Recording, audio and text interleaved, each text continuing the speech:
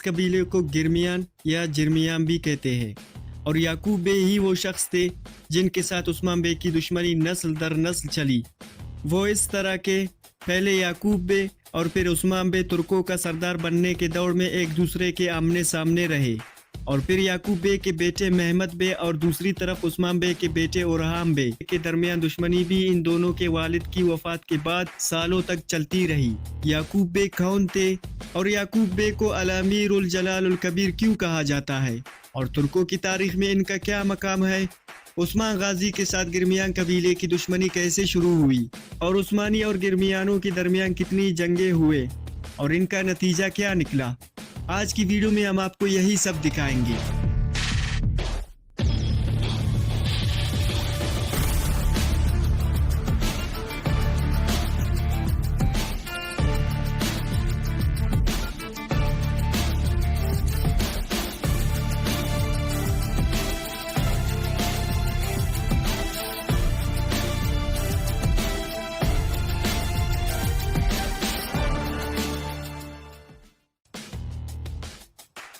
गिरमियान कबीला वो वाहिद तुर्क कबीला है जिसके साथ उस्मान बे की दुश्मनी कुरलुश उस्मान की सीजन 1 से ही दिखाई जा रही है, क्योंकि सीजन 1 में दिखाया जाने वाला एक अहम किरदार जिसका नाम अलीशार बे था वो असल में गिरमियान कबीले का ही सरदार था।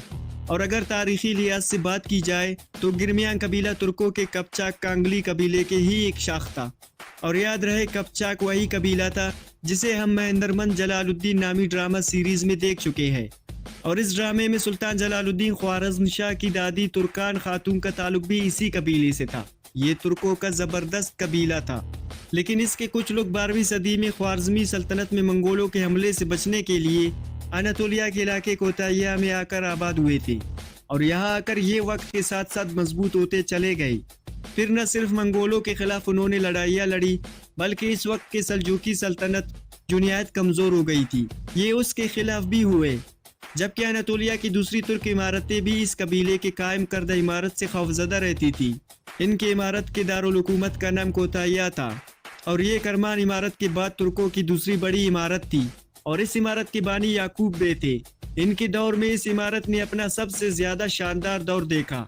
याकूब बे ने अनातोलिया के सल्जूकी सल्तनत के लिए अहम जिम्मेदारियां निभाई और इसी वजह से सल्तनत के अहम तरीन उमरा में इनका शुमार होता था। इस दौर में याकूब बे ने गिरमियानों की आबादी खैर शहर तक बढ़ा दी थी।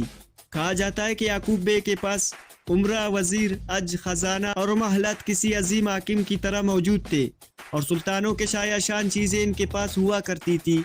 इसीलिए अंकरा के कज़ल मस्जिद में मौजूद एक तहरीर में इनका लक़ब अल-अमीर उल जलाल उल कबीर लिखा हुआ मौजूद है।